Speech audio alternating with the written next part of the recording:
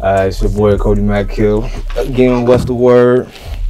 I'm here with none other than Miss Pretty Savage. How Pretty you doing Savage, 150 Dream Team, First Lady. I'm from Norfolk, VA.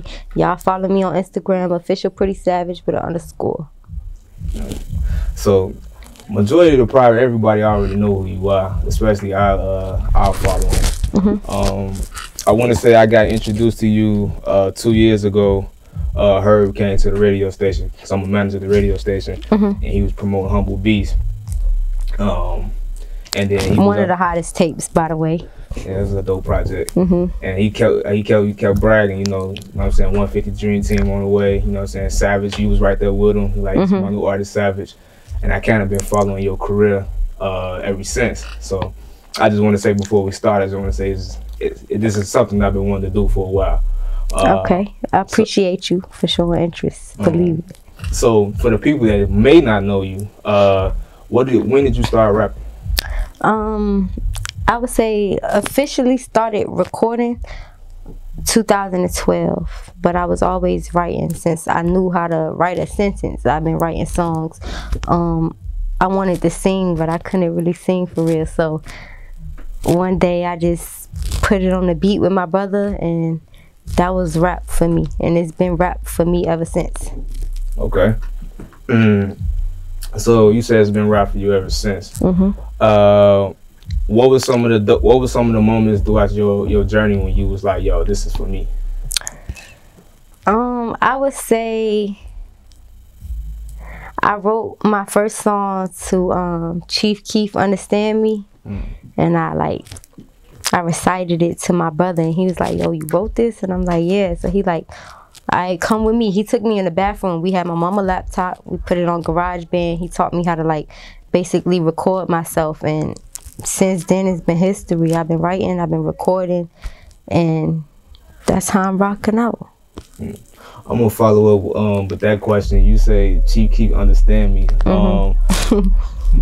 Out of all beats coming from the East Coast, what made you go to Young Chap route with Chief Keef? Chief Keef was hot, and it's like it had to been something that was embedded in me, like in my soul. It was like, I'm gonna write to this beat, and ever since, like, I can do the drill music, you know. He opened up that way for us, the drill music, but it really unleashed a side of me of rap that I didn't know I had in me. So I've been rocking out. I'ma still rock out.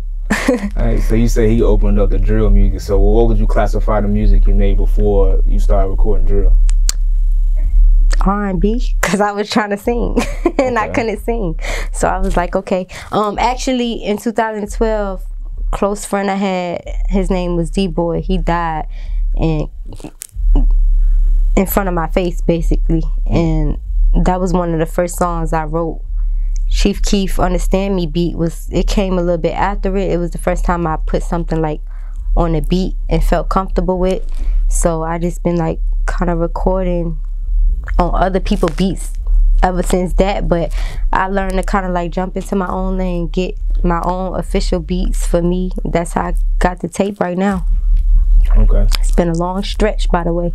I want to send my condolences, RIP to your friend. Thank you. If you don't mind me asking, how did he pass away? He got shot at a football game. It was a high school football game.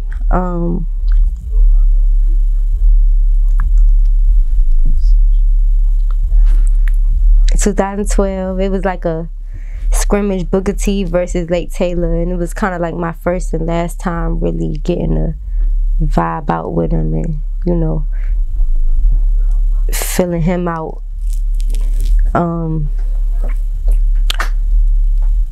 We was kind of like holding hands, walking down the street or whatever. I came with my brother, so I had to leave because my brother, you know, he was ready to dip out. So we let go, we parted our ways, and a few minutes after that, we just like all heard gunshots. And I remember like everything around me started to move in slow motion. You know how in the movies when somebody's still and everything around them just moving slow? That's how it was for me. And something in my body just told me, like, you know, find D-Boy. I don't know why. that's what my spirit told me. And I remember like running down the street asking people had they seen him. Everybody was like, nah.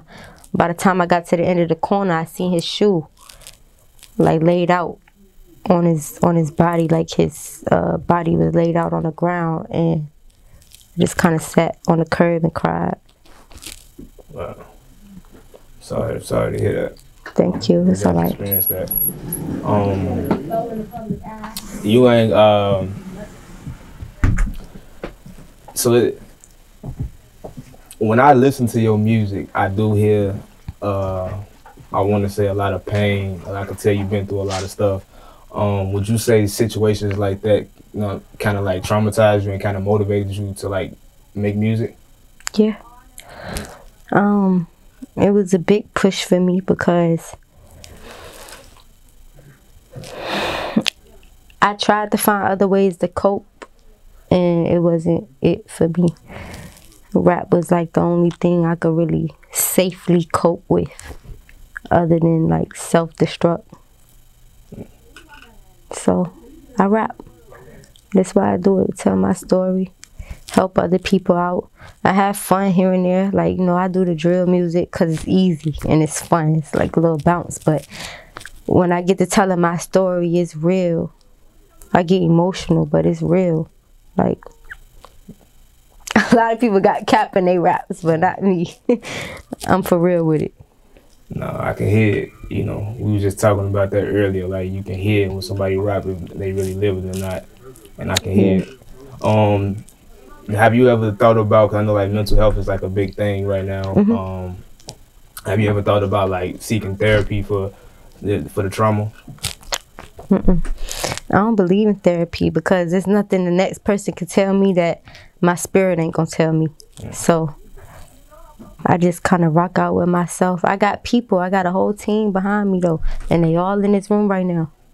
I got a team behind me. They believe in me and they're not gonna let me fall. So I guess I would just say that I'm like divinely protected by my higher self and my people at all times. I ain't tripping.